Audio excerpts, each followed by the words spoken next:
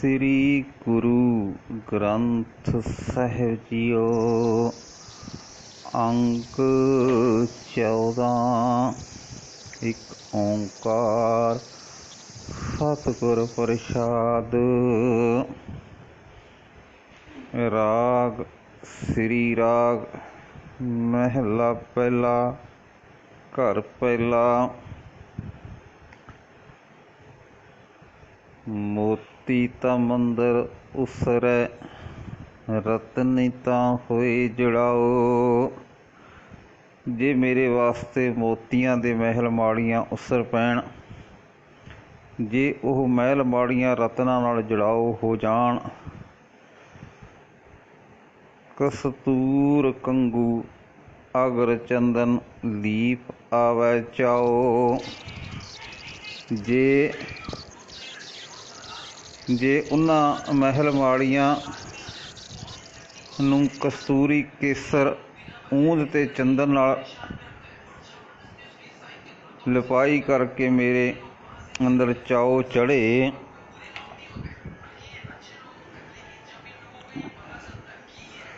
मत देख भूलां विसरै, मेरा चित्त न आवै नाओ। ਤਾਂ ਵੀ ਇਹ ਸਭ ਕੁਝ ਵਿਅਰਥ ਹੈ।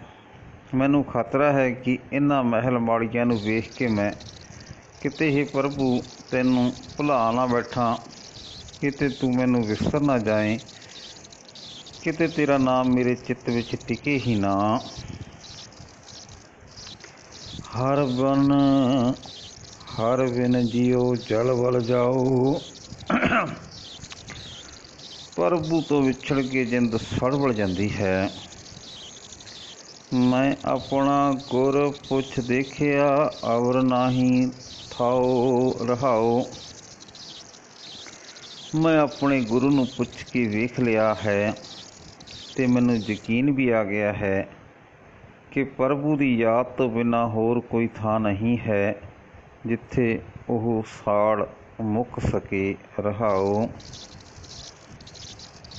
धरती ता हीरे लाल जड़ती, पलंग लाल जड़ाओ। जे मेरे रहण वास्ते धरती हीरे लालां नाल जड़ी जाए, जे मेरे सौण वाले पलंग उत्ते लाल हीरे लाल जड़े जाण। मोहणिया मुखमणी सोहै, करे रंग पसाओ। जे मेरे सामने ਉਹ सुंदर इस्तरी हाव भाव करे जिस दे मत्थे उत्ते मणी शोभ रही होवे। मत देख भूला विसरै, तेरा चित्त न आवै नाओ। ਤਾਂ ਵੀ ਇਹ ਸਭ ਕੁਝ ਵਿਅਰਥ ਹੈ। ਮੈਨੂੰ ਖਤਰਾ ਹੈ ਕਿ ਅਜਿਹੇ ਸੁੰਦਰ ਥਾਂ 'ਤੇ ਅਜਿਹੀ ਸੁੰਦਰੀ ਨੂੰ ਵੇਖ ਕੇ ਮੈਂ ਕਿਤੇ ਹੇ ਪ੍ਰਭੂ ਤੈਨੂੰ ਭੁਲਾ ਨਾ ਬੈਠਾਂ, ਕਿਤੇ ਤੂੰ ਮੈਨੂੰ ਵਿਸਰ ਨਾ ਜਾਏ, ਕਿਤੇ ਤੇਰਾ ਨਾਮ ਮੇਰੇ ਚਿੱਤ ਵਿੱਚ ਟਿਕੇ ਹੀ ਨਾ। ਸਿੱਧ ਹੋਵਾਂ ਸਿੱਧ ਲਾਈ ਰਿੱਧ ਆਖਾਂ ਆਓ। ਜੇ ਮੈਂ ਪੁੱਗਾ ਹੋਇਆ ਜੋਗੀ ਬਣ ਜਾਵਾਂ, ਜੇ ਮੈਂ ਯੋਗ ਸਮਾਧੀਆਂ ਦੀਆਂ ਕਾਮਯਾਬੀਆਂ ਹਾਸਲ ਕਰ ਲਵਾਂ, ਜੇ ਮੈਂ ਯੋਗ ਤੋਂ ਪ੍ਰਾਪਤ ਹੋ ਸਕਣ ਵਾਲੀਆਂ ਬਰਕਤਾਂ ਨੂੰ ਬਾਜਾਂ ਮਾਰਾਂ ਤੇ ਉਹ ਮੇਰੇ ਪਾਸ ਆ ਜਾਣ। ਗੁਪਤ ਪ੍ਰਗਟ ਹੋਏ ਵੈਸਾ ਲੋਕ ਰਾਖੈ ਭਾਓ। ਜੇ ਯੋਗ ਦੀ ਤਾਕਤ ਨਾਲ ਮੈਂ ਕਦੇ ਲੁਕ ਸਕਾਂ ਤੇ ਕਦੇ ਪ੍ਰਤੱਖ ਹੋ ਕੇ ਬੈਠ ਜਾਵਾਂ, ਇਹ ਸਾਰਾ ਜਗਤ ਮੇਰਾ ਆਦਰ ਕਰੇ। ਮਤ ਦੇਖ ਭੂਲਾਂ ਵਿਸਰੈ, ਤੇਰਾ ਚਿੱਤ ਨ ਆਵੈ ਨਾਓ। ਤਾਂ ਵੀ ਇਹ ਸਭ ਕੁਝ ਵਿਅਰਥ ਹੈ। ਮੈਨੂੰ ਖਤਰਾ ਹੈ ਕਿ ਇਤਨਾ ਰਿੱਧੀਆਂ ਸਿੱਧੀਆਂ ਨੂੰ ਵੇਖ ਕੇ ਮੈਂ ਕਿਤੇ ਹੀ ਪ੍ਰਭੂ ਤੈਨੂੰ ਭੁਲਾ ਨਾ ਬੈਠਾਂ, ਕਿਤੇ ਤੂੰ ਮੈਨੂੰ ਵਿਸਰ ਨਾ ਜਾਏ, ਕਿਤੇ ਤੇਰਾ ਨਾਮ ਮੇਰੇ ਚਿੱਤ ਵਿੱਚ ਟਿਕੇ ਹੀ ਨਾ।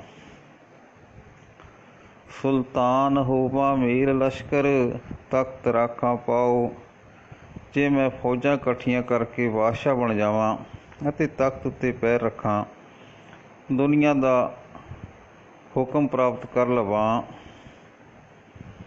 ਹੁਕਮ ਹਾਸਲ ਕਰੀ ਬੈਠਾਂ, ਨਾਨਕਾ ਸਵਾਓ।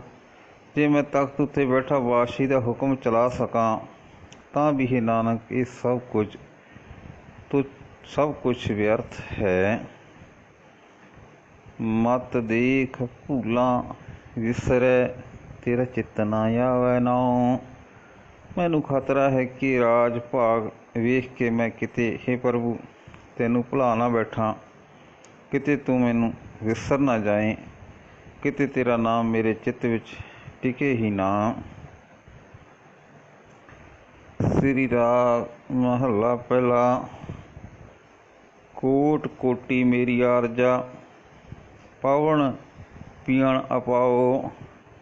जे मेरी उम्र करोड़ां ही साल हो जाए, जे हवा मेरा खाना पीना होवे, जे मैं हवा दे आसरे ही जिउं सकां। चंद सूरज दोए गुफे न देखा, सुपने सौण न थाओ। जे किसी गुफा विच बैठा रह के चंद ते सूरज दोहां नूं कदे ना वेखां, भाव कि दिन रात मैं गुफा विच बैठ के समाधि लाई रखां।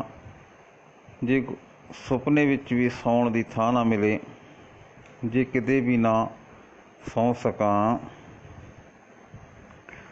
भी तेरी कीमत ना पवै हाऊं केवल आखां नाऊं।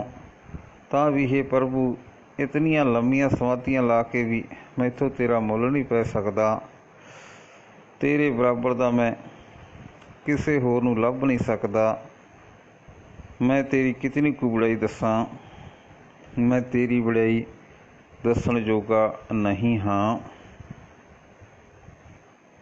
साचा निरंकार निज थाए, सदा कायम रहने वाला निरंकार परमात्मा अपने आप विच टिकिया होया है।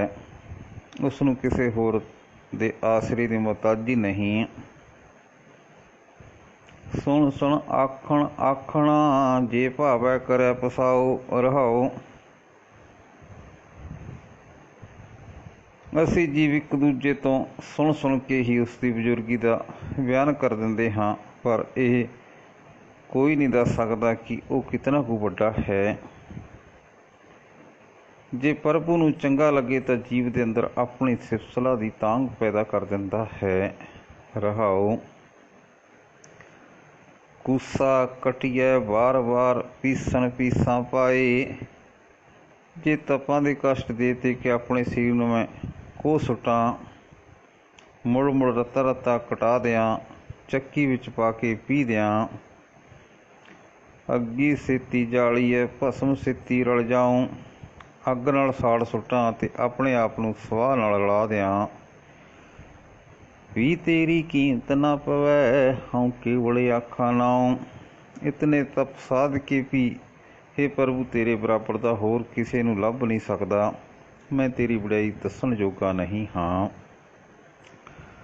पंखी होए के जे पवां सह असमानी जाऊं। जे मैं पंखी बन के उड़ सकां ते सैकड़े असमानां तक पहुँच सकां।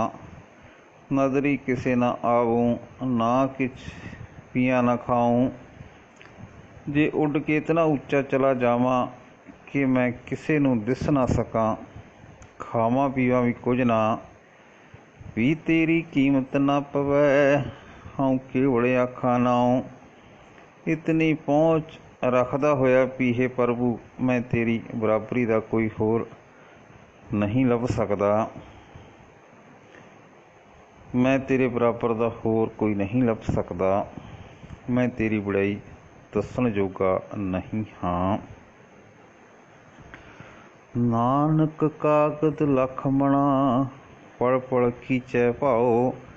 हे नानक आख कि हे प्रभु जे मेरे पास तेरी बड़ाई नाल भरे हुए लखां मन कागज होण ते उन्हां नूं मुड़ मुड़ पढ़ के विचार भी कीती जाए।